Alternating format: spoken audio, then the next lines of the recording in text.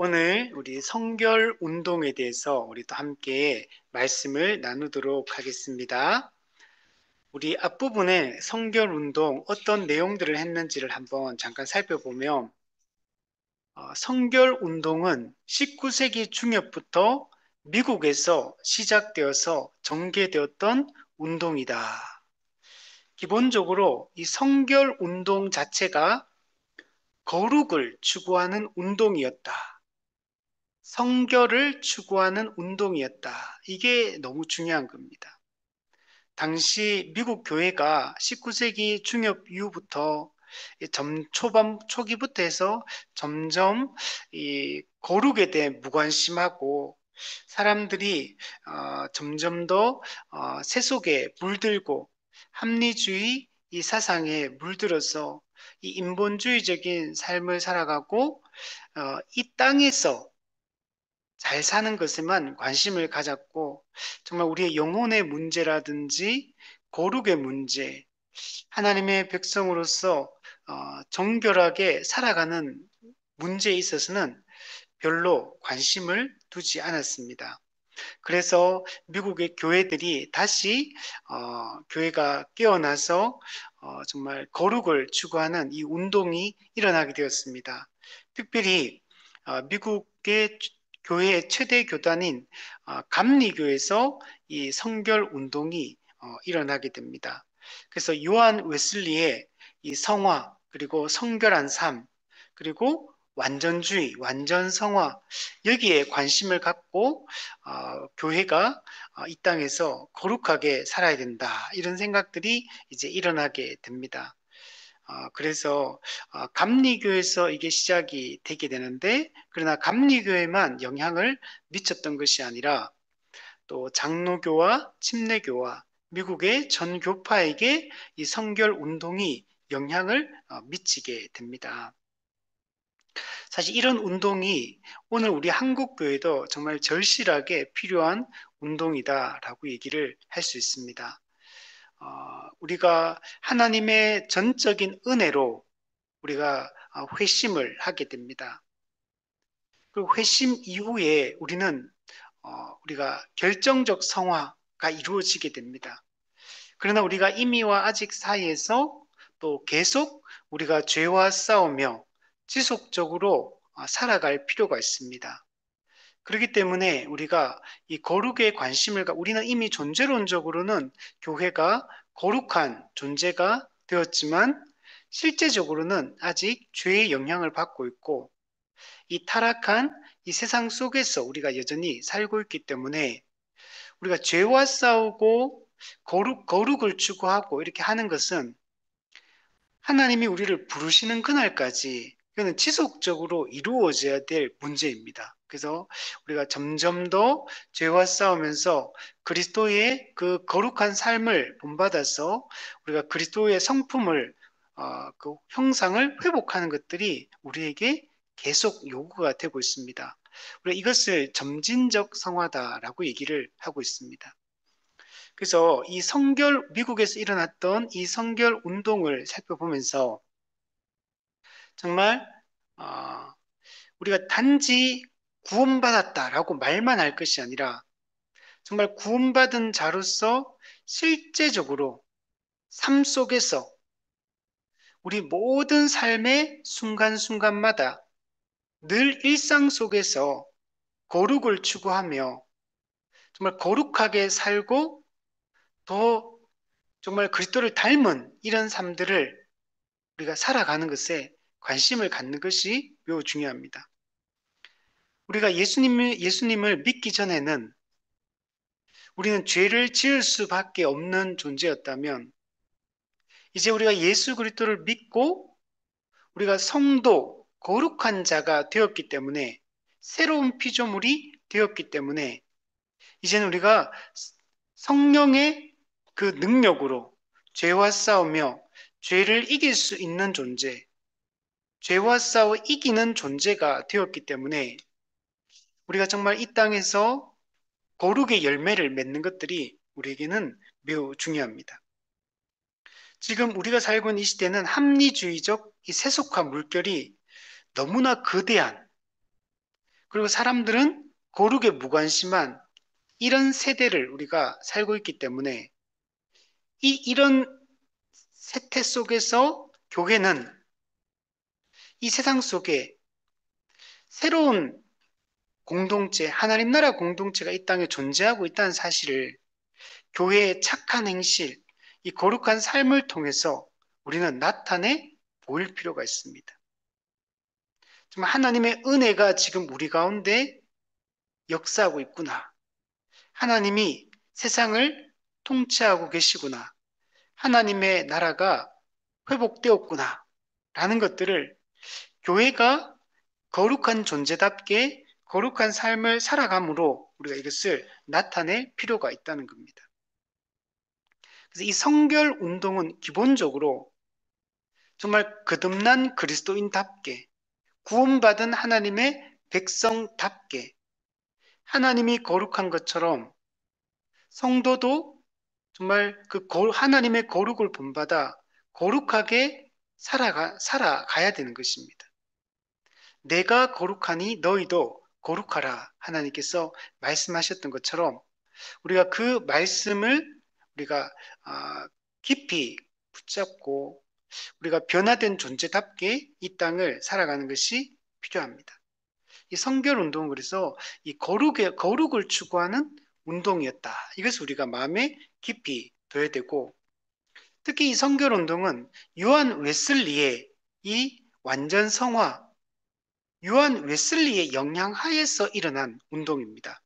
그래서 감리교에서 일어났고 그래서 이 성결 회복, 거룩 회복에 관심을 두었던 운동이고 특히 초기에 티모시 메리트 감리교 목사 그래서 그리스도인의 완전에 이르는 길이라는 이 잡지의 편집장이었는데 이 티모시 메리트가 이 성결 운동을 초기에 주도를 하게 됩니다.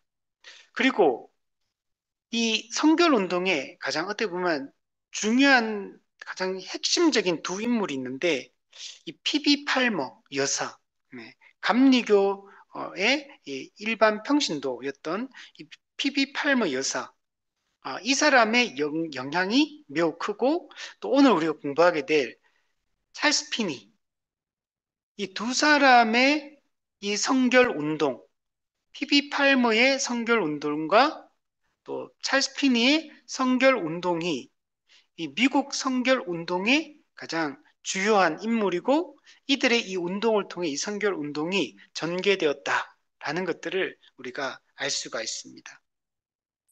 이 피비 팔머는 특별히 중요한 모임 하나를 만드는데 성결 증진을 위한 화요 모임, 화요 모임을 이렇게 만들게 되는데 사실 그 언니가 먼저 시작을 했고 피비 팔머가 언니 사라의 이 사역을 이어받아서 이 운동의 중심적인 역할을 하게 됩니다. 그래서 매주 화요일마다 그 집에서 이제 언니 사라의 집에서 모임을 시작했다가 이게 이제 점점 커져 가게 됩니다. 그래서 나중에는 상당히 큰 모임, 그래서 약 뭐 한 3, 40년 동안 이 모임이 이제 지속이 되어지고 그래서 이게 미국의 이 성결 운동에 아주 중요한 역할들을 하게 됩니다. 그래서 이 화요 모임은 목적 자체가 성결 증진을 위한 거룩 증진을 위한 모임. 이게 중요한 거예요. 목적 자체가 거룩입니다. 성결한 삶,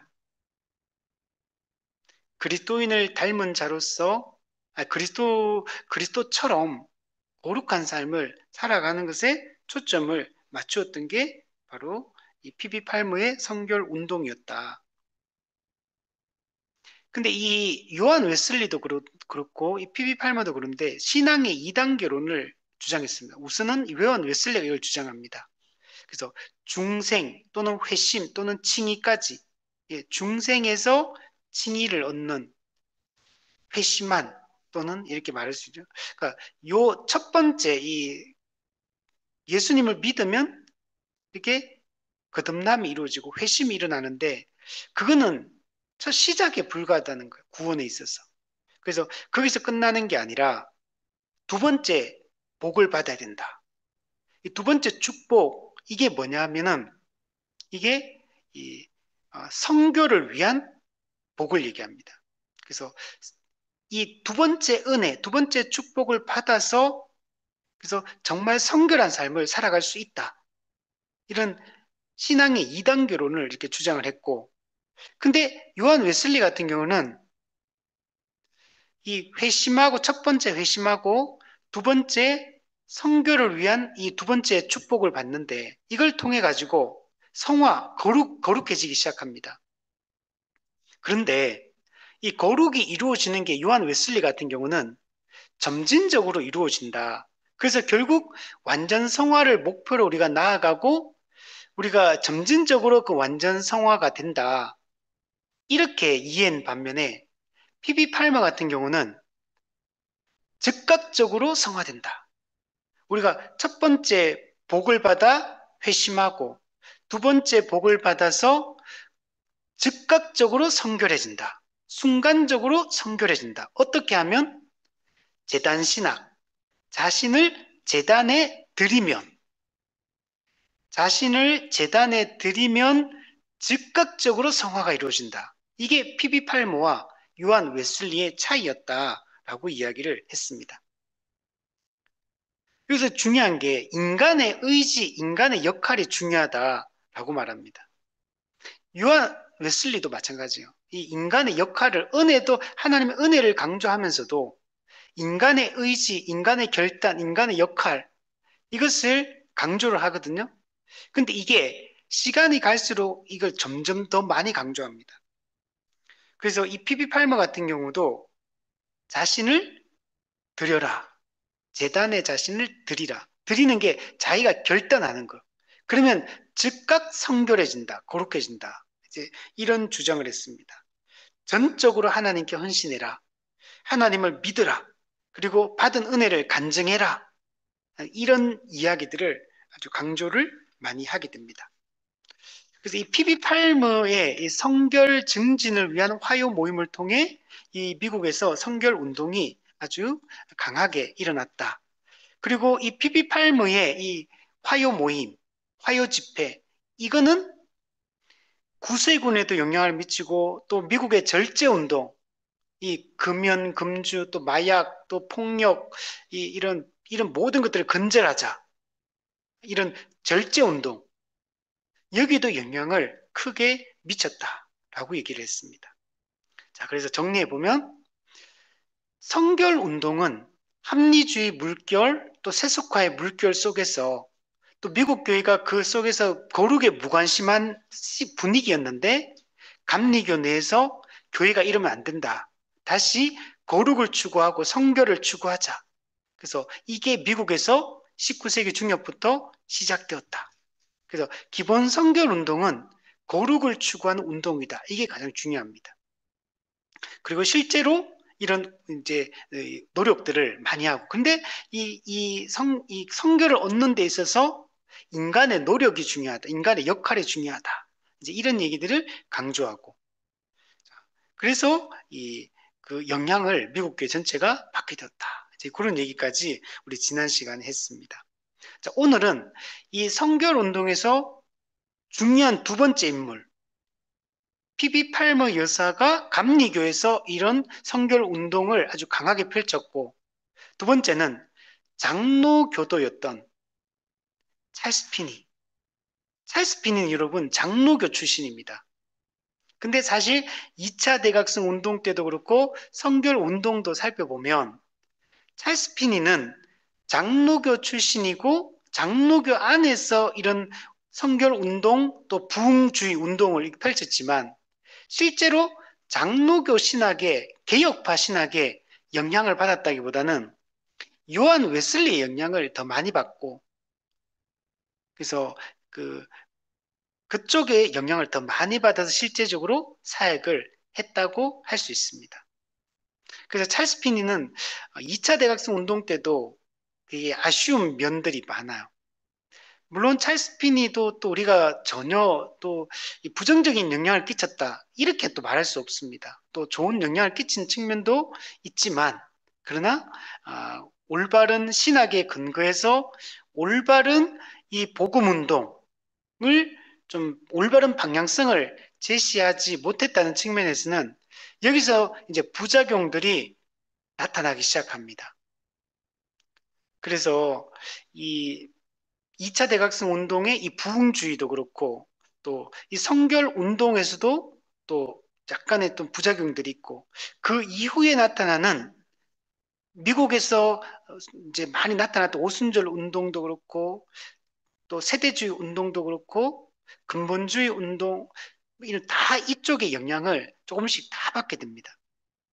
신복음주의도 그렇고 그래서 이런 장점도 조금 있지만 단점도 또 많다라고 이렇게 말할 수 있고 그래서 우리는 이런 각 시대 시대마다 우리가 배울 점과 또 경계해야 될 지점이 어딘가를 잘 살피는 게 매우 중요합니다. 오늘날 우리 한국 교회가 이 보여주는 형태들 있잖아요. 우리가 이걸 그냥 갑자기 한국 교회만의 특징이 나타난 게 아닌 거. 이게 역사적 기독교가 이게 흘러오는 과정 가운데 각 시대 시대마다 그 시대의 특징들이 그게 계속적으로 이제 전수되어 내려오는 겁니다. 그리고 그 영향을 지금 받고 있는 겁니다. 그래서 한국교회 안에 이 많은 부정적인 요소들을 가지고 있는데 그것들이 이런 시대 시대마다 이런 데서 또 안 좋은 영향들도 많이 받은 겁니다. 그래서 우리가 이것을 잘 경계할 필요가 있는 겁니다.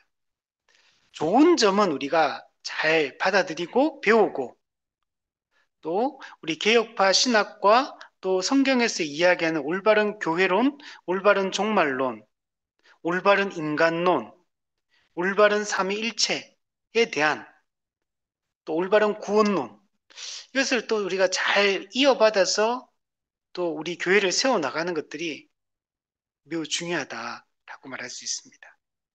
자, 오늘은 93페이지 우리 찰스 피니의 이 성결 운동을 이제 본격적으로 한번 살펴보도록 하겠습니다. 조금 전에 얘기했듯이 찰스 피니는 기본 장로교입니다. 그래서 장로교지만 요한 웨슬리의 감리교의 영향을 받아서 사역을 했던 인물이다. 특히 이 부흥주의 운동, 2차 대각성 운동의 주역으로서 이 부흥주의, 인위적인 어떤 방법으로 부흥을 유도하는 전적인 성령의 역사를 기대하는 것보다는 인간의 결단을 촉구하고 인간의 역할과 책임을 강조하는 자유의지의 이 결단을 중요시하고 이런 방식으로 이제 부흥운동을 했던 사람이 찰스 핀입니다. 그래서 찰스 핀이 부흥운동 그러나 이것도 일종의 전도운동입니다. 복음을 전하고 영혼을 구원하려고 했던 운동이기 때문에 그래서 이런 측면에서는 우리가 배울 점이 많아요. 실제로 찰스 피니의 이 부흥주의 운동이 D.L. 무디에게 영향을 많이 미치고 그 D.L. 무디의 그 영향으로 미국에 선교 운동이 일어나는 겁니다. 그래서 학생 자원자 운동으로 꽃을 피우고 수많은 젊은이들이 미국 젊은이들이 전 세계를 향해서 이 19세기 19세기 말이죠. 19세기 말에 그, 그 영향을 받아가지고 전 세계를 향해서 이 해외 선교를 나가게 되고 그 과정 속에서 한국에도 선교사님들이 들어오게 된 겁니다. 그래서 우리가 이런 찰스 피니의 이 부흥운동, 전도운동, 복음운동 여기서 우리도 복음을 전파하려는 영혼을 구원하려는 이런 측면들은 우리가 정말 오늘날 우리가 본받아야 될 지점이다. 어쨌든 이거는 구령 운동이에요. 영혼을 구원하려고 하는 운동이기 때문에. 근데 오늘날 우리는 이런 측면에서 매우 부족함을 느끼는 겁니다. 얼마 전에 우리 한국 기독교에 대한 그 조사했던 게 나왔는데 한국 기독교 인구가 얼마냐 이거 가지고 많은 분들이 토론을 많이 하고 하는데 그게 2000년대 초반을 보니까 한 800만 나오더라고요. 근데 지금은 한 550만 정도 이렇게 나왔더라고요. 550만?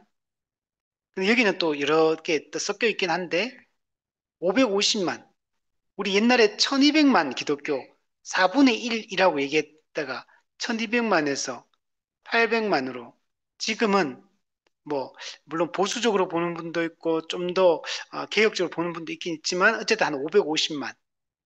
여기는 물론 다 섞여 있다. 많이 준 거죠.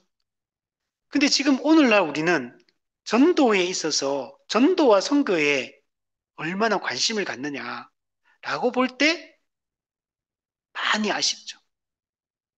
우리 이 당시에 미국이 이 2차 대각성 운동 이후에 수많은 해외 선교로 젊은이들을 파송받아가지고 미국 교회 갔잖아요. 그래서 미국 교회가 이 선교사를 제일 많이 보내는 유럽 쪽에 독일 또 영국 이런 유럽의 교회들은 다 약화되고 이렇게 됐거든요. 근데 그게 미국으로 건너가서 미국 뭐 캐나다, 호주 이쪽에서도 선교사를 많이 보냅니다. 그러다가 미국 교회도 이 전도 선교 운동이 약화됩니다. 근데 그게 어디로 물려받나? 한국이 물려받아요. 중국이나 일본에 복음이 먼저 들어갔지만 중국 교회나 일본 교회는 그렇게 많이 성장하지 못합니다. 근데 한국 교회는 짧은 한 100, 지금 해도 120년 정도밖에 안 되거든요. 짧은 기간 동안에 급속하게 한국 교회가 성장을 하게 되고 그리고 물론 미국 교회가 선교사를 많이 보내지만 한국 교회가 정말 빠르게 선교사를 보내는 교회가 됐어요. 그래서 한국에도 1970년, 80년, 90년 한 초반까지 한국에도 여러분 제가 그 중고등학교 청년기를 보낼 때 한국 교회에 선교 운동이 일어났어요. 그래서 수많은 선교 단체들이 막 세워졌고 선교 한국 이런 선교 뭐 선교 대구 뭐 이러면서 선교 운동 GMP, GBT 뭐 인터콥 막 그 막 호프 막 선교 단체들이 한국에도 엄청 많이 생겼어요. 그래서 한국이 한 80년대, 90년대 그 사이에 정말 선교 운동이 그래서 막 각 교회마다 선교 운동, 선교 훈련 받고 이게 확 일어났거든요. 근데 지금은 그래서 그때는 막 각 선교단체마다 훈련생들이 얼마나 많은지 몰라요. 고전에 60년대, 70년대 이렇게 80년대 넘어올 때는 뭐가 많았냐면 학생 선교단체들이 CCC, IBF, 뭐 SF, SFC, 조이, 막 DFC, 막 정말 선교단체들이 학생 선교단 활동을 많이 하다가 해외 선교단체들이 그 다음에 또 엄청 많이 붐을 일었다가 그래서 한국도 선교사 정말 엄청나게 보내고 있거든요. 근데 지금은 이 선교 운동이 아니나요? 지금 선교단체에 훈련받는 사람들이 많지 않아요. 얼마 전에 제 친구가 필리핀에서 그 사역을 하고 있는데 저하고 신대원을 같이 나왔던 이번 CCC 학생 선교단체 이제 학생 대표도 했던 분이고 그래서 신대원을 졸업하고 부교자 조금 있다가 바로 필리핀 선교로 나가가지고 벌써 나간 지 그거 진짜 오래됐죠. 한 20년 정도 거의 됐는데 근데 그 선교사님이 작년에 와가지고 우리 동기들을 만나가지고 이제 얘기를 나누고 하다가 무슨 얘기 하냐면 필리핀에 이 선교사님이 저보다 학년은 같지만 저보다 나이는 한 살 많거든요. 근데 뭐라 그러냐면 자기가 그 아직도 막내처럼 하고 있다 이렇게 얘기하는 거예요. 선거 나간 지 20년 됐는데 아직도 그 지역 같이 그 사역하는 그 지역의 선교사님들 보면 자기가 나이가 어리다는 거예요. 저 깜짝 놀랐어요. 선거 나간 지 20년 된 선교사인데 아직도 막내가 그 젊은 선교 그러니까 그 다음에 사람들이 선교하러 많이 안 들어온다는 얘기 말 쉽게 얘기하면 사람들이 안 들어오니까 특히 젊은 선교사들 안 들어온다는 거. 물론 들어가겠죠. 근데 이제 막 나누어지니까 어떤 지역에는 있고 어떤 지역에 없고 이렇게 되는 거죠. 그리고 그 우리 동기 목사님이 자기가 아직도 막내 같다고. 막내처럼 일하고 있다고 이렇게 얘기하니까 그리고 새로운 선교사님들이 들어온대요. 지금도 들어오고 들어오는데 들어오시는 선교사님들이 다 어떤 분들이냐면 젊은 선교사님들이 아니고 이제 직장 다니다가 은퇴하고 난 이후에 이게 평신도로서 은퇴하고 나서 이제 남은 여생을 선교해야겠다 이렇게 생각하고 들어오시는 분들 그리고 목사의 신분을 가진 분들이 또 선교로 들어오는데 이분들도 신대원을 졸업하고 이렇게 조금 있다가 훈련받고 이렇게 선교를 들어오는 게 아니고 다 나이 많은 분들 그리고 목회를 늦게 했다든지 그러니까 이제 이렇게 늦게 뭐 50대, 60대 이렇게 얘가 신학교 가가지고 안수받고 그리고 나서 이제 들어오니까 들어온 지는 1년, 2년, 3년, 4년 이렇게 되는데 다 나이 많은 분들이라는 거. 이게 정말 문제. 지금은 근데 우리가 이 2차 대각선 운동의 이런 전도의 열정, 선교의 열정 이런 거 우리가 분명히 본받아야 됩니다. 근데 찰스 피니의 이 부흥주의는 조금 문제점이 있어. 인위적인 방법을 쓰고 하기 때문에 그래서 전도 그리고 인간의 결단을 해서 변화되었다라고 했지만 이후에 보면 또 그렇지 않은 것 측면들이 많아요. 상화가 안 이루어지는 거죠. 거룩이 안 나타나 삶에서 회심한 사람의 분명한 특징들이 나타나야 되는데 분명한 특징들이 안 나타나는 겁니다. 그래서 찰스 피니도 이것 때문에 많은 고민을 하게 됩니다. 그러다가 누구를 만나게 되냐면 요한 웨슬리를 만나게 된 거예요. 직접 만난 건 아니고 요한 웨슬리의 책을 만나게 된 거예요. 그 요한 웨슬리의 책을 보면서 여기서 깨달음을 얻게 됩니다. 그래서 이 딜레마를 극복하게 돼요. 그래서 이 요한 웨슬리의 완전주의 신학을 받아들이게 됩니다. 그리고 신앙의 2단계론 이걸 통해 가지고 이 모든 딜레마를 나름 극복을 하게 돼요. 그래서 찰스 피니는 원래 부흥주의, 부흥 운동을 하던 사람이에요. 전도 운동을 하던 사람인데 그 이후부터는 찰스 피니가 관심을 갖는 거는 이 이제 그 부흥 운동을 하다가 오벌린 대학교로 교수로 가게 됩니다. 그 여기서 오벌린 대학교의 그 학장이 누구냐 아사 마한 이 학장을 만나게 되고 여기서 이 사람도 요한 웨슬리 영향을 받은 사람이에요.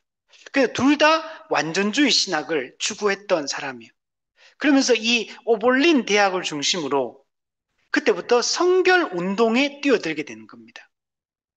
그래서 우리가 찰스 피니 그러면 2차 대각성 운동, 이 부흥주의만 생각할 수 있는데 그렇지 않고 1기 때는 이 부흥주의 운동을 뛰어들었다면 찰스 피니의 2기 사역은 성결 운동에 뛰어들었다.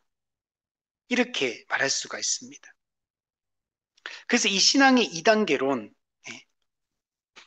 회심하고 그 다음에 나중에 성결 이렇게 돼. 나중에 근데 여러분 나중에 이게 미국에서 이제 오순절 운동이 일어나게 돼요. 그래서 찰스 팜 나중에 이제 오순절 운동이 일어나면서 어떻게 되냐면 신앙의 3단계 또 얘기를 합니다. 자, 첫 번째 우리가 처음 예수 믿는 거, 그래가 거듭나는 거. 그리고 나서 이제 성결이 이루어지는 거는 이제 두 번째 복을 받고 나서 성결이 이루어지고 그 다음에 세 번째 뭐가 또 필요하냐? 능력을 받아야 된다. 신앙의 3단계는 능력입니다.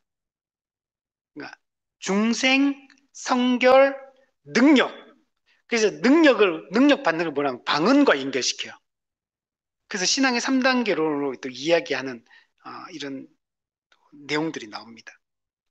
그래서 우리도 약간 그런 게 있어요. 우리 교회 안에도 우리도 이런 영향 받거든요. 보통 우리는 2단계로 보통 생각해요. 은혜 받고 그리고 거룩하고 성결의 중 하나로 봐가지고 성결과 능력을 하나로 봐가지고 두 번째 뭔가 변화가 필요하다. 이제 이렇게 우리가 생각을 해요. 특히 모태신앙들이 한국 교회는 나는 그냥 믿기는 믿는데 뜨뜻미지근하게 그냥 쭉 믿다가 어느 날 뭐 말씀을 보든지 설교를 듣든지 수련회 갔든지 뭔가 어떤 뜨거운 어떤 영적 체험을 해요. 교회 오래 다니는 분들이. 그러면서 내가 지금 두 번째 축복받았는 것처럼 생각을 하는 거죠. 이걸 한국 교회는 이쪽 영향을 받았어. 이게 성령 세례 받았다. 뭐 이런 식으로 얘기를 하는데 그건 잘못된 건데 어쨌든 간에 이런 느낌을 장로교 안에도 우리 가지고 있다는 겁니다. 근데 실질적으로는 그런 게 아니에요. 우리가 처음 예수 믿을 때 거듭나고 결정적 성화가 이루어지고 실제 성령이 우리 내주하시면서 성령의 그 능력으로 처음부터 우리는 거듭날 때부터 그렇게 살아가는 겁니다. 우리 개혁파에서는 자, 어쨌든 간에 어, 이런 어, 이런 신학의 흐름들이 이제 생기게 됩니다.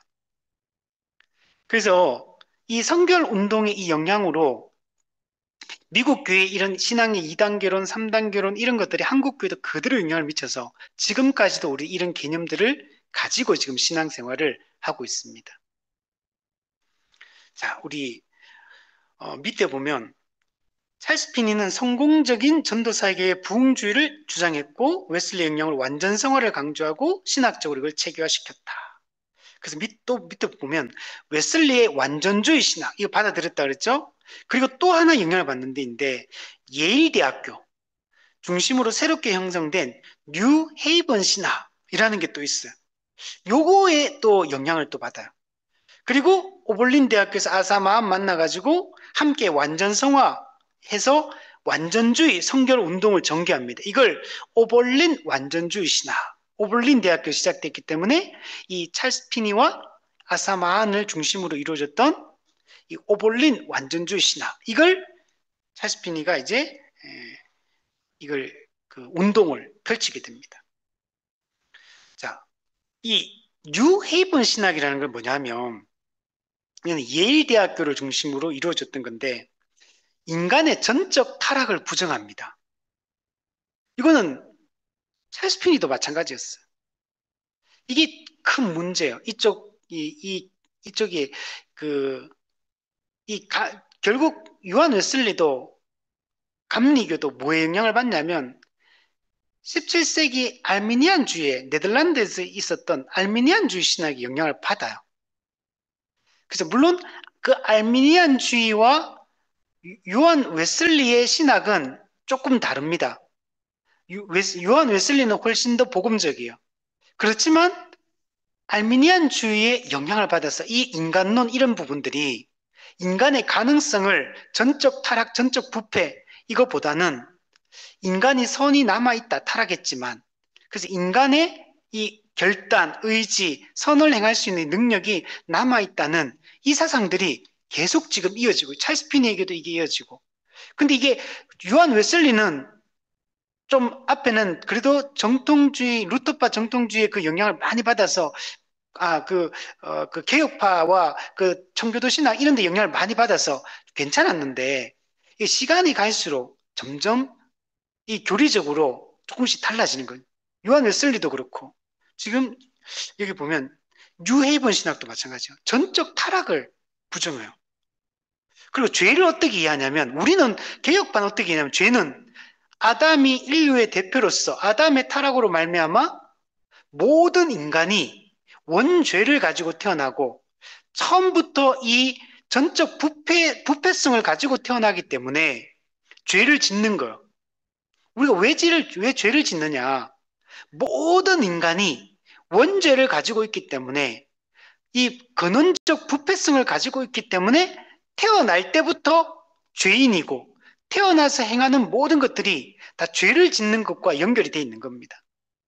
근데 뉴헤이븐 신학은 그렇게 이해하는 게 아니라 죄는 각 개인의 자발적인 선택이고 행위다.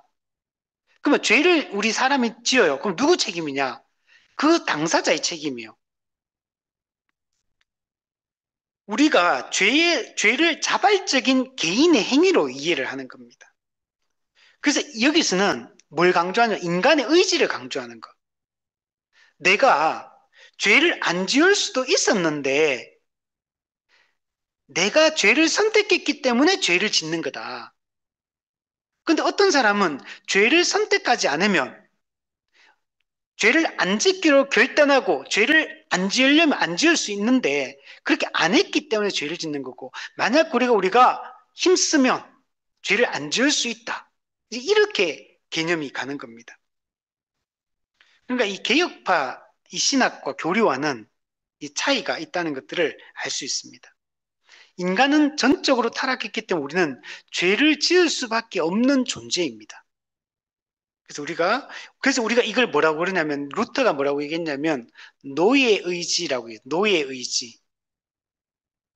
우리가 자유의지라고 얘기할 때는 보통 그냥 객관적으로 이제 의지의 자유가 인간은 가지고 있다. 이런 측면에서 자유의지라는 말도 쓰지만, 이 알미니안 계열, 이쪽 계열에 있는 신학들은 자유의지를 이런 식으로 사용하는 거. 인간의 전적 타락을 부정하면서 부분적 타락을 이야기하고 인간의 선을 행할 수 있는 그 능력이 남아있기 때문에 스스로 선을 선택할 수 있다. 죄를 거부할 수 있다. 이런 차원에서 인간의 자유의지를 이야기하는 거. 타락 이후에.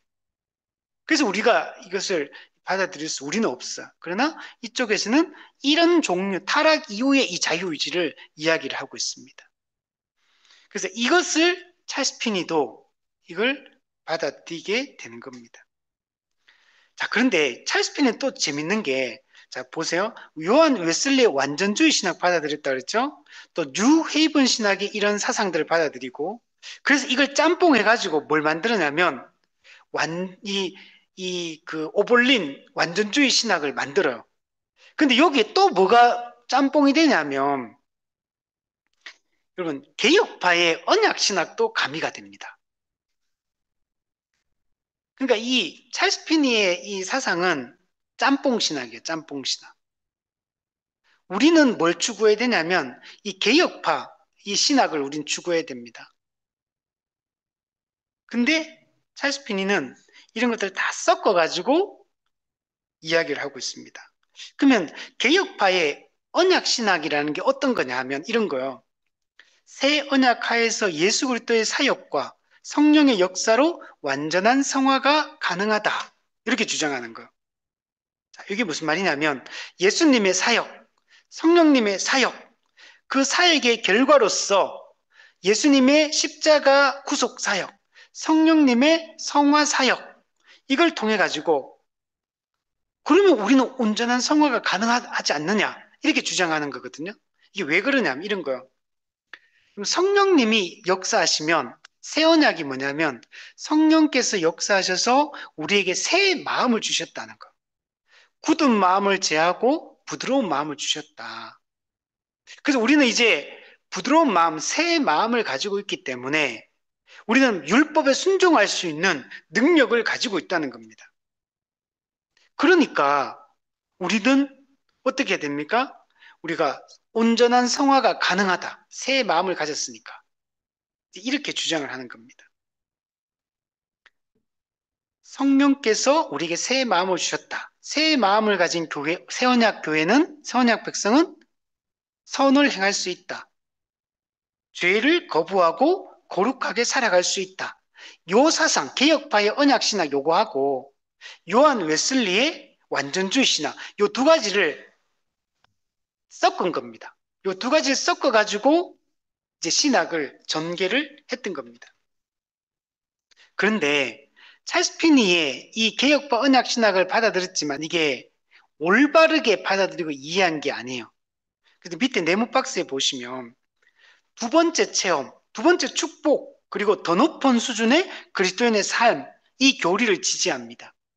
요거는 요한 웨슬리하고 우리 지난주에 봤던 피비 팔머 여사의 이 그 주장이거든요. 이걸 찰스 피니는 다 받아들인 겁니다. 그래서 분명히 개혁파의 찰스 피니는 기본 장로교입니다. 장로교 목사입니다. 변호사 하다가 이제 나중에 장로교 목사가 돼요. 그 장로교에 있어요. 그런데 장로교의 개혁파 신학을 다 따르는 게 아니라 일부는 받아들이고 나머지는 다른 사상을 받아들이는 겁니다. 그러니까 자기가 장로교이고 개혁파 교리를 배우며 자랐음에도 불구하고 이걸 다 안 받아들이고 오히려 이 개혁파 칼빈주의를 공격하는 것. 이게 찰스 핀입니다. 그래서 이런 측면에서 우리 개혁파 입장에서는 이 찰스 핀의 이런 교리와 신학, 사상, 그리고 이런 사역의 태도들 이런 걸 우리가 받아들일 수가 없습니다. 그래서 칼빈주의의 죄에 대한 이해, 우리 전적 부패, 전적 타락을 얘기하잖아요. 이걸 못 받아들여요. 그리고 성화도 달라요. 우리 칼빈주의는 예수님을 믿고 회심할 때 결정적 성화가 이루어지고 이미와 아직 속에서 점진적 성화를 하며 우리 죄와 싸우며 지속적으로 살아가야 된다. 이게 우리 칼빈주의의 이 성화 교리거든요. 그래서 여기서 우리가 이미와 아직 속에는 뭘 해야 되냐면 청교도들이 얘기했던 죄 죽이기, 죄 죽임, 이게 아주 소극적인 측면에서 이게 중요하고 적극적인 측면에서는 의를 행하기, 의 행하기, 이 다른 말 의 살림이라고 하는 죄 죽임, 의를 살림. 이 두 가지가 우리가 이 성화론의 아주 중요한 부분이거든요. 이게 사도 바울의 이 바울 신학에서 성화론을 다룰 때 중요한 부분이에요.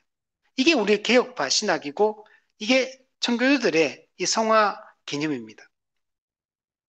근데 이 찰스 피니 그리고 이쪽 완전주의 신학을 추구하는 이런 분들 입장에서는 이런 걸 이 죄에 대한 이해, 성화에 대한 이해, 이걸 이들은 받아들일 수 없기 때문에 그걸 전적 부패 받아들일 수 없어요. 원죄 개념 받아들일 수 없어. 그러니까 신앙의 2단계론을 주장하면서 칼빈주의를 또 공격을 하게 되는 겁니다. 그럼 두 번째 축복, 아까도 이게 신앙의 2단계론은 회심과 성결, 이 두 가지로 나눠진다. 이렇게 이해했고, 더 높은 수준의 그리스도인의 삶, 이거는 이것도 피비 팔머 여사가 주장했던 내용입니다. 성결 증진을 위한 화요 모임을 했다고 그랬잖아요. 그래서 성결에 대해서 가르치고 또 성결을 실천하는데 피비 팔머가 되게 힘을 씁니다. 그러면서 뭘 강조하냐면 성결이라는 게 딴 게 아니에요. 더 높은 그리스도인의 삶. 그러니까 두 번째 축복을 받았다면 더 높은 삶을 살아야 된다는 거. 더 거룩한 삶을 살아야 된다. 이게 더 높은 삶이라는 거. 더 높은 삶. 그러니까 거룩한 삶, 성숙한 삶을 얘기하는 거 이게. 이게 피비 팔무가 이야기했던 거. 근데 이걸 뭐라고 표현했냐면 더 쉬운 길이라고 표현해. 더 쉬운 길. 더 쉬운 길이란 말은 피비 팔무는 아까 얘기했잖아요. 즉각적 성결을 얘기했거든요. 자신을 제단에 드리면 즉각적으로 순간적으로 성결해진다. 이게 더 쉬운 길이라는 거. 그래서 즉각적 성화, 순간적 성화. 그래서 이렇게 하려면 자기 의지 결단을 해야 돼요. 자신을 제단에 드려야 된다. 전적으로 헌신해야 된다. 전적으로 믿어야 된다. 그리고 지난주에 간증해야 된다. 이런 게 전부 다 인간의 행위입니다. 행위. 공로적 차원에서 얘기하는 거 이게 전부.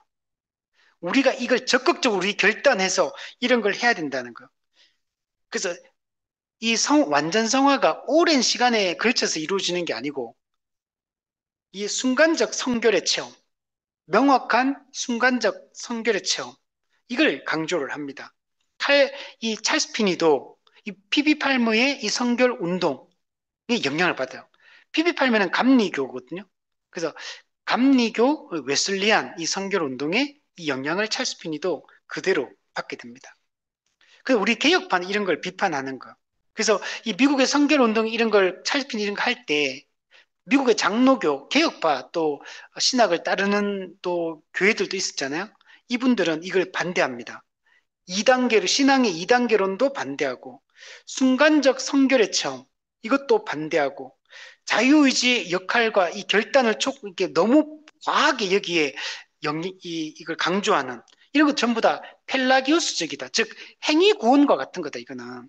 그래서 개혁파 입장에서 이런 걸 또 전적 부패, 원죄 교리 이런 것도 부정하니까, 개혁파 입장 이런 것도 받아들일 수 없다.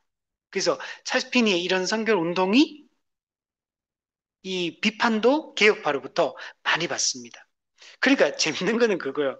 찰스 피니도 개혁파를 장로교와 칼빈주의를 공격하고 또 개혁파 입장에서도 또 이쪽의 이 신학과 이런 방식들을 또 비판하고 이제 이런 갈등이 또 있었던 시기가 이 시기다라고 얘기할 수 있어요. 이게 찰스 피니의 성결 운동이다 이렇게 얘기할 수 있어요. 근데 어떤 학자들 같은 경우는 많은 분들이 피비 팔머의 이 성결 운동을 웨슬리안 성결 운동이다. 이렇게 평가를 하고, 찰스 피니의 성결 운동을 우리 이런 장로교 성결 운동 또는 개혁파 성결 운동이다. 이렇게 나누는 분들도 있어요. 왜냐하면 피비 팔머가 감리교고 이 찰스 피니는 장로교고 이러다 보니까 그렇게 두 개를 좀 그런 식으로 나누는 분들도 있는데 그건 잘못된 겁니다. 찰스 피니는 장로교 배경을 가지고 있지만 실질적으로는 요한 웨슬리 영향을 받았기 때문에 동일하게 찰스 피니도 웨슬리안 선결 운동을 했다. 이렇게 우리가 생각을 하는 게 맞습니다. 근데 이제 조금 이따가 다음 주 우리 보게 될 우리 그 옆 페이지 보면 캐직 사경회 이게 되게 중요한 거예요. 캐직 사경회의 선결 운동. 이거는 영국에서 이 선결 운동이 일어났던 게 이 캐직 사경회인데, 근데 이 캐직 사경회 같은 경우는 복음주의 선결 운동, 우리 개혁파적인 이 성격이 훨씬 더 강한 선결 운동이에요. 이거는 영국에서 딱 시작이 처음부터 되긴 했지만 사실은 미국에 있던 이 한나 스미스 그리고 로버트 스미스 이 부부입니다. 스미스 부부. 이 두 사람이 미국에서 성결 운동을 했는데, 근데 이 사람이 영국으로 건너가게 돼요. 그래서 영국에 가가지고 이 성결 운동을 펼쳤던 거예요. 그 초기에는 좀 어려움을 겪다가 이게 꽃을 피우게 되고, 그래서 나중에 영국에서 뭐가 생기게 되냐면 이 캐직 사경회, 이게 복음주의 성결 운동이에요. 그래서 이게 이제 생기게 됩니다.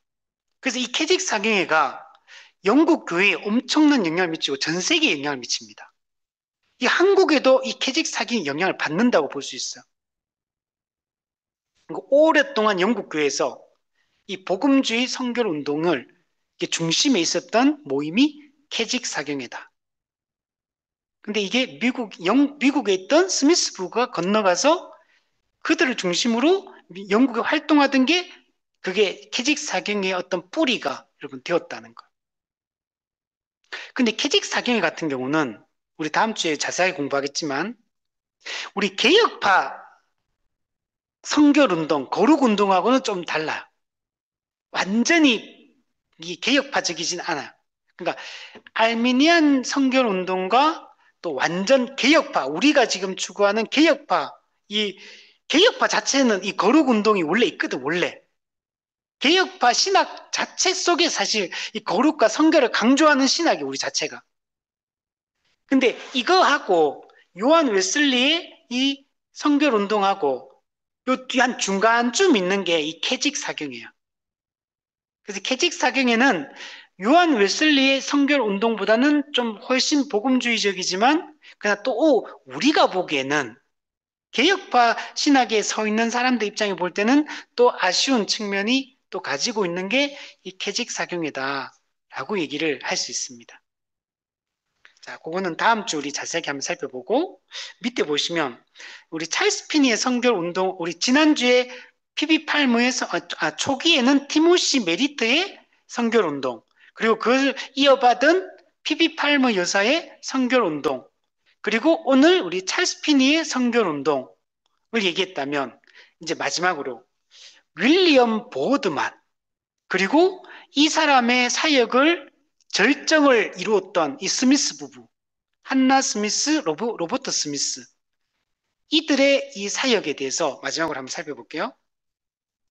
자, 이 사람들이 했던 운동이 뭐냐면 고상한 그리스도인의 삶 운동 고상한 그리스도인으로서 살아가자는 운동을 펼칩니다. 우리 앞서 피비 팔머도 뭐 했다 그랬어요? 아까 전에 아까 뭐라 그랬죠? 예, 더 높은 그리스도인의 삶 이런 운동을 펼쳤다 했잖아요. 더 높은 그리스도 그러니까 그리스도인답게 거룩하게 살아가자는 거야. 쉽게 얘기하면.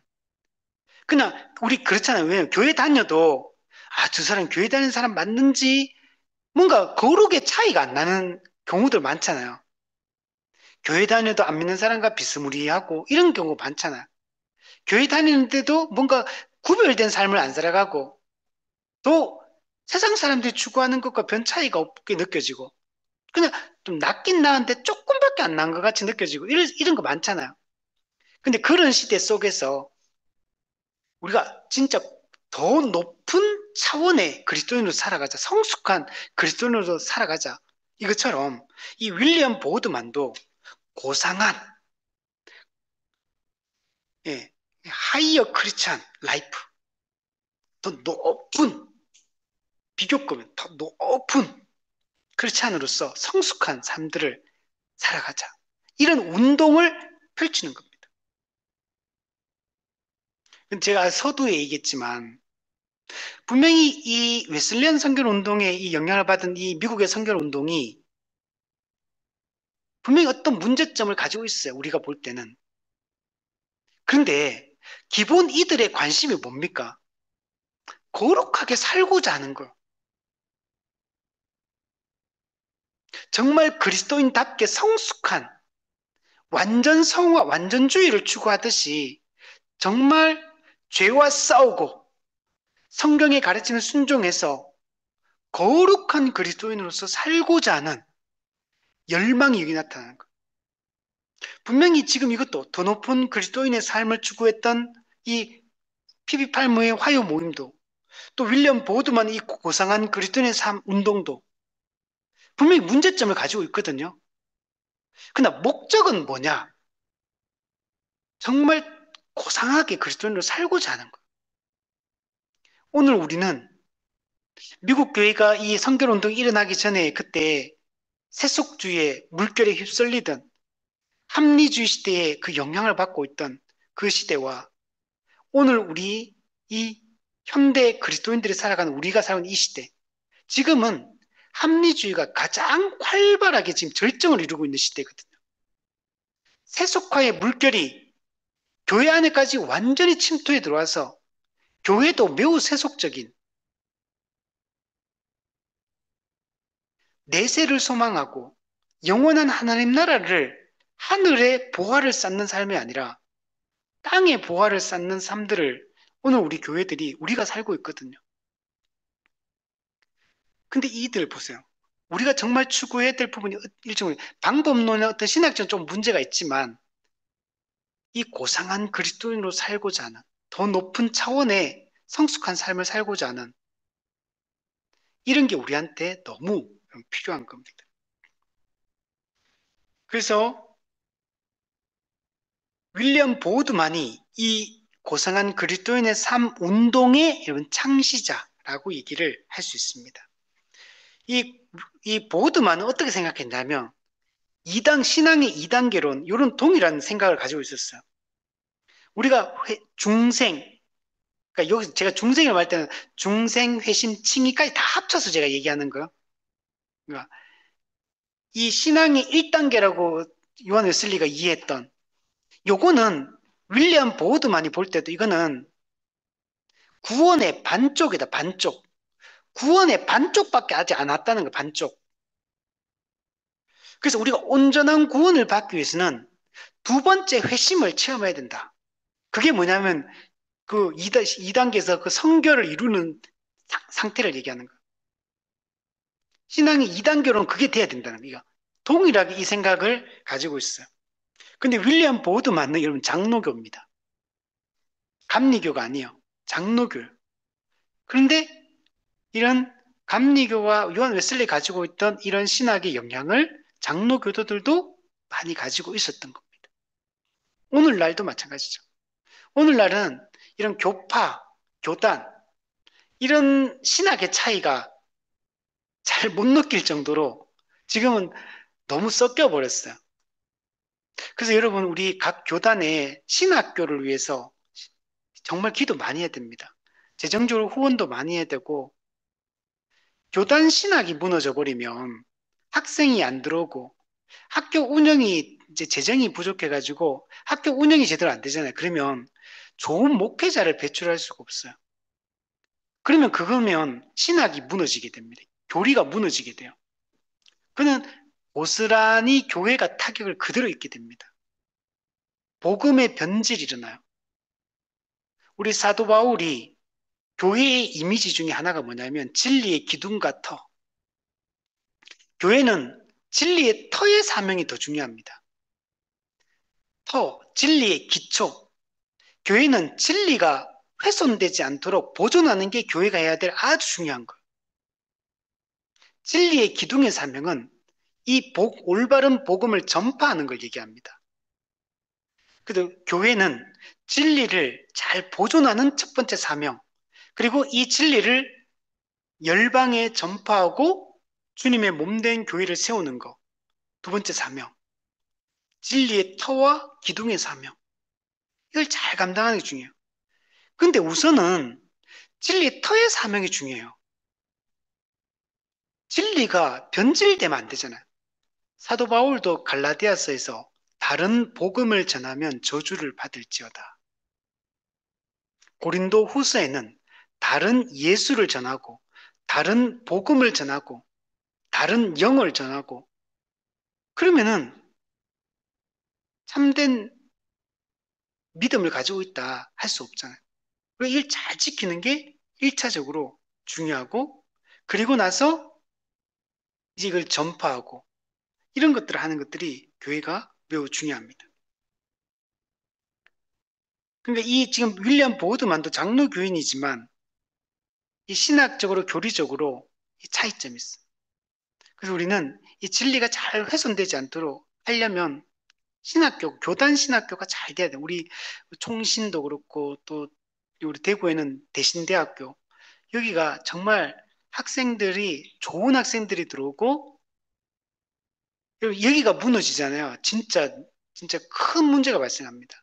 그 신학 교수님들, 신학교, 올바른 신학 이 정체성을 가지고 교리를 잘 보존할 수 있도록 하는 게 여러분 정말 중요합니다. 지금은 이게 무너져 가고 있는 중이거든요. 어쩌면 대신대학교는 요즘에 학생들도 많이 요즘에 학생 수급이 어려운가.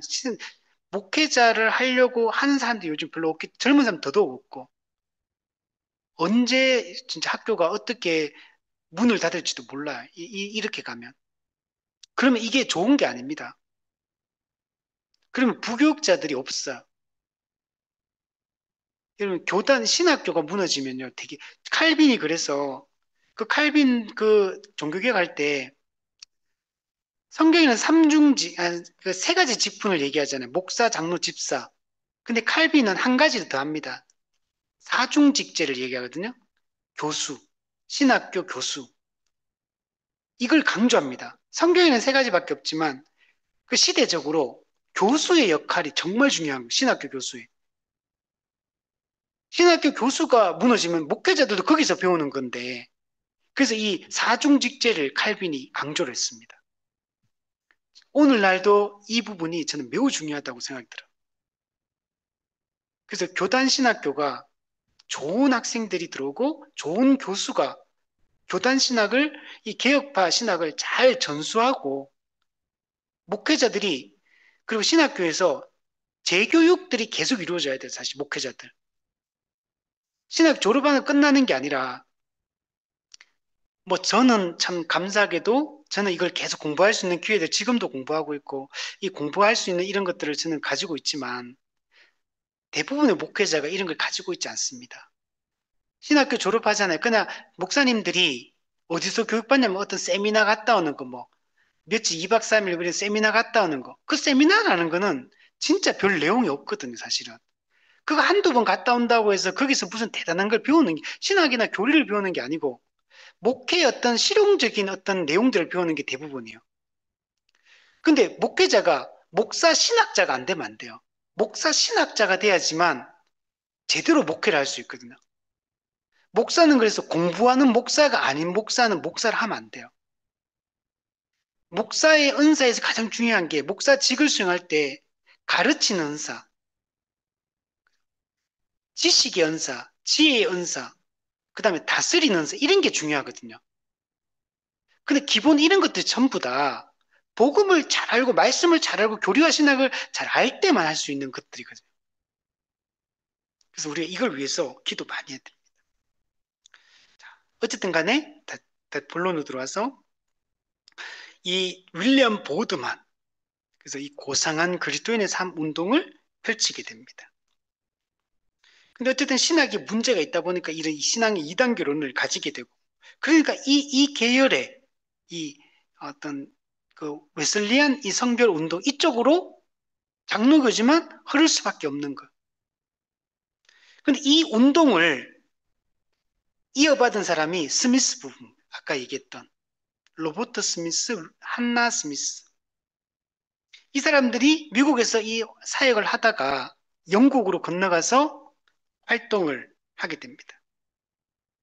근데 이 사람, 이 한나 스미스, 이 스미스 부부를 보면 자녀가 7명이었어요.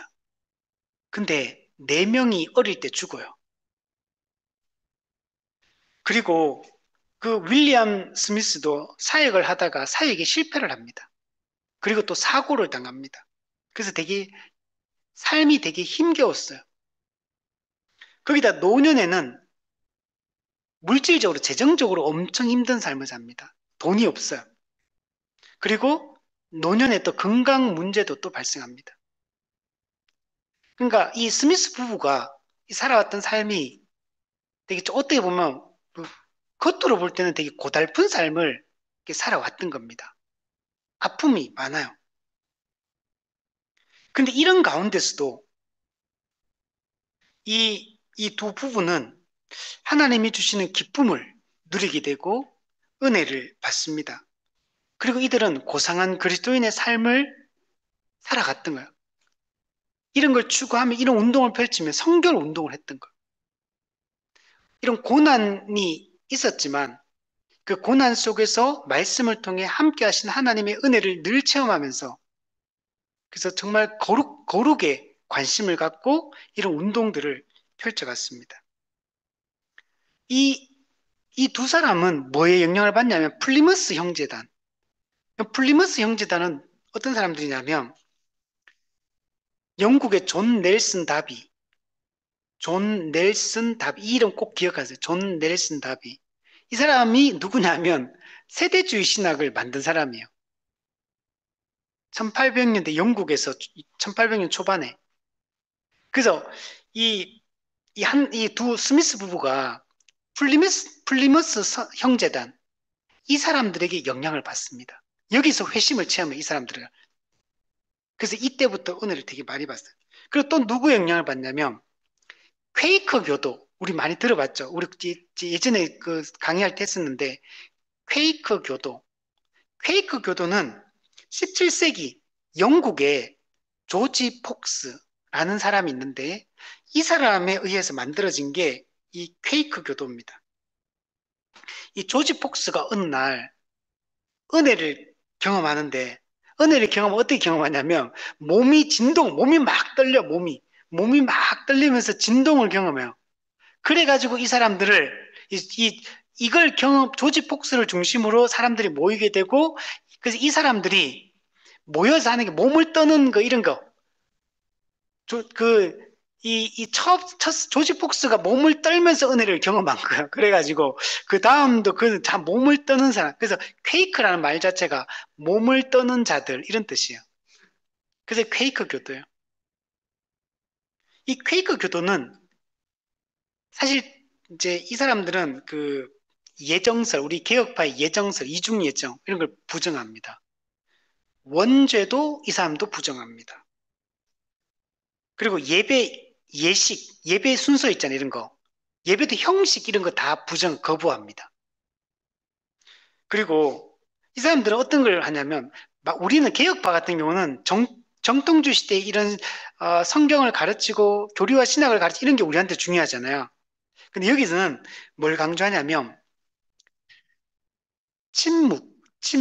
말하자면 침묵 속에서 내면의 빛을 발견하는 걸 중요시 여깁니다. 하나님 앞에 잠잠히 나아가서 침묵하면서 내면의 빛을 발견해야 된다. 어떤 깨달음을 얻어야 된다고 생각해요. 그리고 이들은 목사가 없어요. 목사가 없고 그냥 성도들끼리만 이렇게 함께 예배 형식도 없다 그랬잖아요. 되게 자유로워요. 자유롭게 침묵 속에 내면의 빛을 추구하며 은혜를 구하는 사람들이에요. 이 사람들은 어떻게 생각하냐면 모든 성도는 평등하다. 그렇기 때문에 목사, 장로, 집사 이런 게 없는 거. 모든 성도는 다 평등하다. 그래서 이걸 한국에서는 이 조지 폭스의 이 사람, 다른 사람들 뭐라고 하면 종교 친우회, 친우회. 다 친구라는 거 한마디로 얘기하면 친구. 평등하기 때문에. 그래서 이런 성직자가 얘기는 없습니다. 그리고 이 사람들이 또 강조하는 게 뭐냐면 반전, 전쟁 안 된다. 평화주의. 겉으로 볼 때 이 사람 되게 막 좀 자유롭고 형식을 좀 떠나서 진정한 하나님과 침묵 속에서 하나님을 만나고 되게 막 엄청 뭔가 매력적으로 보여요, 이 사람들이. 근데 이렇게 가면 주관주의로 흐를 수밖에 없어요. 어쨌든 간에 이 스미스 부는 이런 것의 영향을 받습니다. 자, 그러나 어쨌든 간에 지금, 원래 그러니까, 그렇지만 이 사람들이 이 고상한 그리스도인의 삶을 이어받아가지고 실제로 꽃피우는 역할을 이 스미스 부부가 하게 됩니다. 우리 뒤에 보시면, 네모박스 마지막에 보시면, 찰스 피니, 우리 오볼린 완전주의 신학, 그리고 아사마한, 요 사람도 그 오볼린 대학교 학장이었죠? 그 찰스 피니 함께 이걸 전개를 하고, 근데 요 지금 요 스미스 부부도 이 오볼린 완전주의 신학, 이 찰스 피니의 이 완전주의 신학을 받아들입니다. 그리고 팔머, 피비 팔머 아까 있죠? 피비 팔머의 화요 모임, 화요 집회 영향을 또 받아요. 그래서 여기서 아까 했던 더 높은 그, 더 높은 그리스도인의 삶 이런 걸 추구하게 되고 재단 신학, 재단의 자신을 드리면 즉시 성결해진다, 거룩해진다. 이런 사상들을 다 받아들이게 됩니다. 그리고 이 스미스 부부는 그래서 이런 사람들의 영향을 받아가지고 어떻게 되냐면 그래서 이게 영국으로 건너가게 되고 영국에서 캐직 상회가 만들어지게 되는 거예요. 복음주의 선결운동. 이 캐직상 여기에 우리 지난번에 공부했던 존 스토터 목사님 우리 그리스도의 십자가 금요 강좌 때 우리 공부했던 거 있잖아요. 존 스토터 목사님이 이 캐직 사경에 또 이런 강사로 활동을 많이 했습니다. 그래서 캐직 사경은 사실 영국 교회에 중요한 역할을 많이 했어요. 그러니까 캐직 사경에는 되게 우리 입장에서도 그러니까 조금 다른 면은 있지만 우리 복음주의 운동에 올바른 좋은 영향을 많이 미친 데가 이 캐직 사경입니다. 그래서 이 스미스 부부의 그 역할이 이 캐직 상계경가 만들어지는데 중요한 역할들을 했다라고 얘기를 할 수 있습니다. 그래서 뒤에 보면 완전한 성화. 이걸 아까 완전 성화, 완전 성결, 완전주의라고. 이것을 강조하는. 근데 여기서 이 사람들의 문제점이 그거예요. 인간의 의지적 결단에 의해 즉각적으로 성취된다고 주장하는 점에서 유사하다. 유한 웨슬리, 그리고 피비 팔머, 찰스 피니, 윌리엄 보드만, 또 스미스 부부 다 보세요. 인간의 의지적 결단, 이걸 다 강조해요. 우리 개혁파와 이게 다른 겁니다. 그래서 자 밑에 보면 오벌린 성결 신학 그리고 이 윌리엄 보드만과 스미스 부의 고상한 그리스도인의 삶, 이 운동이 다 어떤 거냐면 장로교에서 일어난 거예요. 찰스 피니도 장로교고 윌리엄 보드만도 장로교고 그러니까 장로교 사람에 의해서 장로교 안에서 이 시작이 됐어요. 그렇지만 실질적으로는 장로교, 이 개혁파의 영향을 받기보다는 웨슬리안적 영향을 받아서 이 성결 운동이 이렇게 일어났습니다. 그래서 개혁파는 이걸 비판할 수밖에 없는 거. 분명히 거룩을 추구하고 성결을 추구한다는 측면에서는 우리가 동의할 수 있고 개혁파도 동의할 수 있지만 그, 그 방식에 있어서 그리고 이들의 그 근저에 깔려있는 이 교리와 신학 이게 개혁파가 받아들일 수 없는 이런 사상들을 가지고 있기 때문에 그래서 우리 이런 부분들은 경계해야 될 부분이다. 그래서 이 제이씨 라일이 이 거룩이라는 책을 썼는데 이 책에 이 윌리엄 보드만 이 고상한 삶 운동 이것에 대해서 아주 비판적으로 이야기를 하고 있습니다. 자, 그리고 이제 4번에 캐직 사경회로 연결이 되는 거예요. 그래서 스미스 부부가 영국으로 건너가고 이제 거기서부터 이제 복음주의적 요소가 가미된 성결 운동을 영국에서 시작하게 되고 그 복음주의적 성결 운동이 이 캐직 사경회로 열매를 맺게 되고 이 캐직 사경회가 영국에서 아주 오랫동안 아마 지금도 이거 제가 알기로 하고 있다고 알고 있는데 뭐 어떤 식으로 하는지 모르겠지만 지금은 이게 계속 이게 아주 오랫동안 영향을 미쳤던 이 운동이다. 그래서 요거는 우리 다음 주에 한번 보도록 하겠습니다. 네, 우리 한번 정리하면 오늘 내용이 짧은데 성결 운동이 어떻게 일어났는지 우리가 그 배경들을 살펴보고 지난주하고 이번 주는 중요한 인물들에 대해서 우리 살펴보았습니다.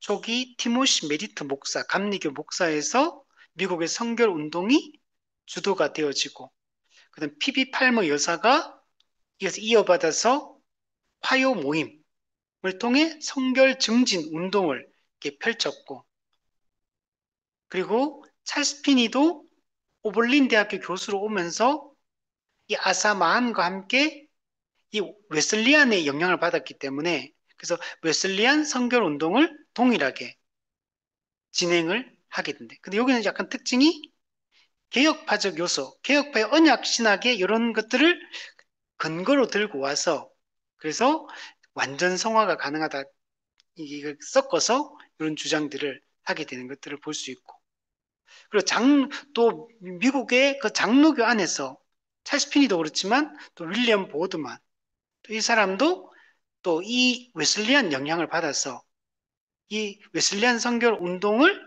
장로교 안에서 또 이런 운동들을 또 펼쳤다. 그래서 이런 부분들을 우리가 성결 운동에서 우리가 잘 이해를 해야 된다. 그래서 우리가 이때까지 공부했던 걸 잘 생각해 보시면 조금씩 결이 달라진다는 걸 알 수 있어요.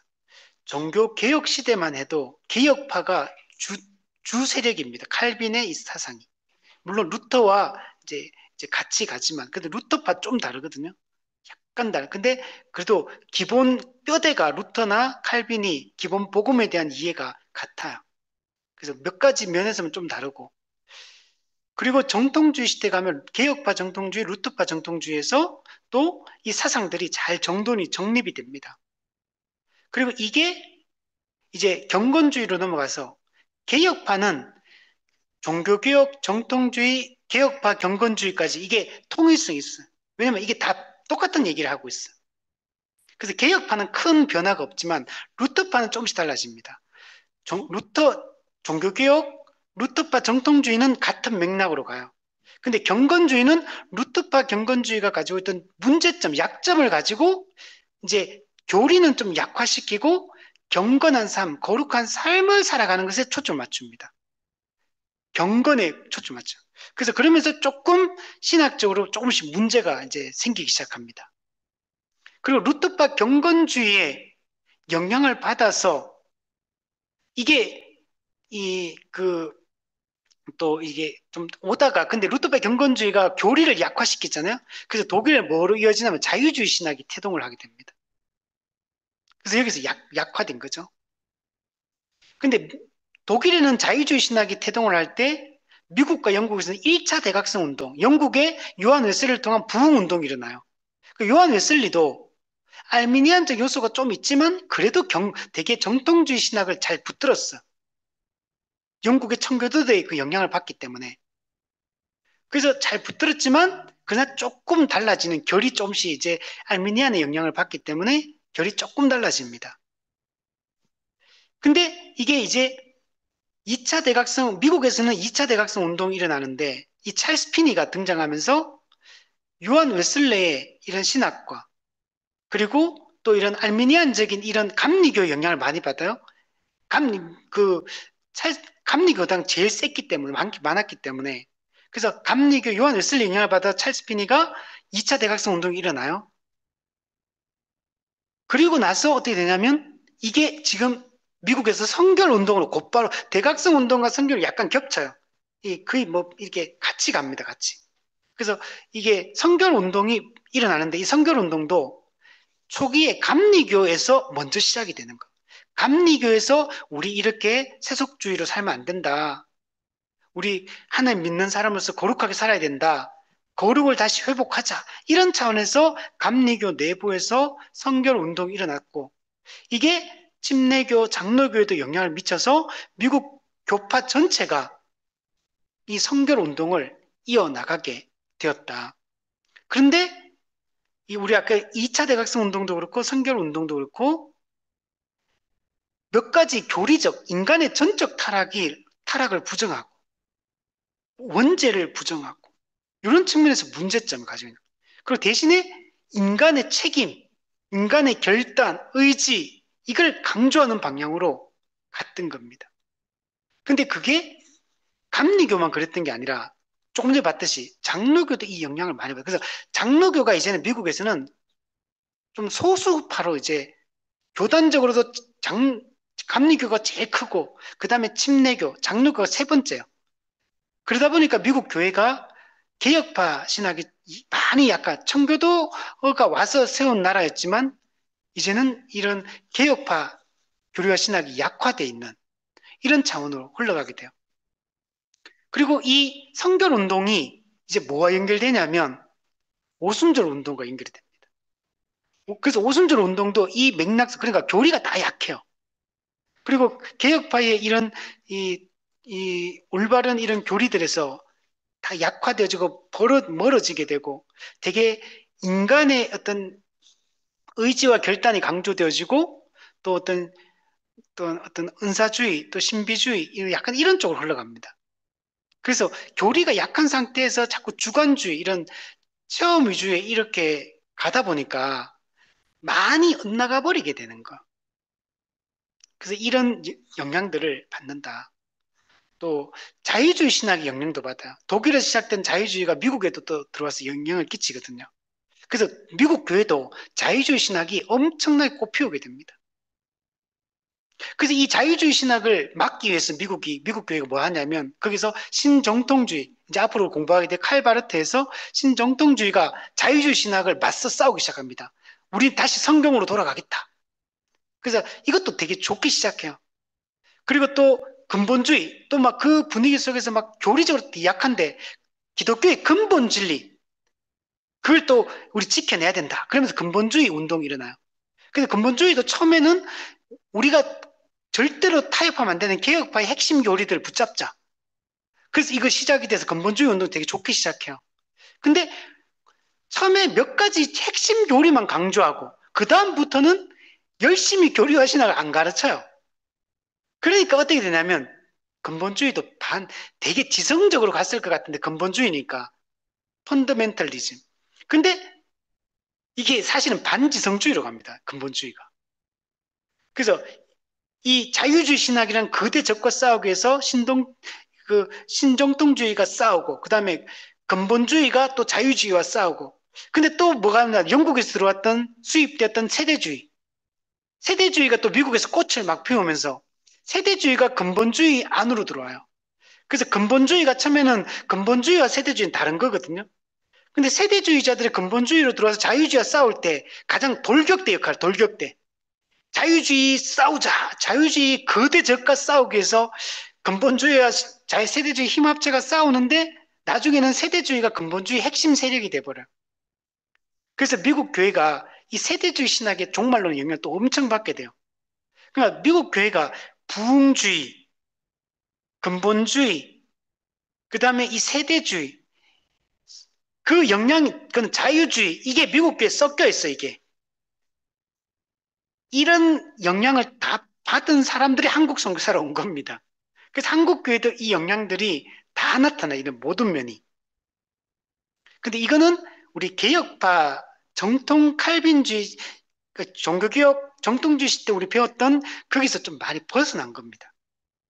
그래서 우리가 오늘날의 교회가 뭘 추구해야 되는지 잘 보여주고 있고, 사실 우리 개혁파 신학 속에는 올바른 진리, 복음에 대한 내용도 있고, 경건, 거룩, 그 다음에 부흥, 이런 것들이 다 들어와 있어요, 사실 이런 것들이.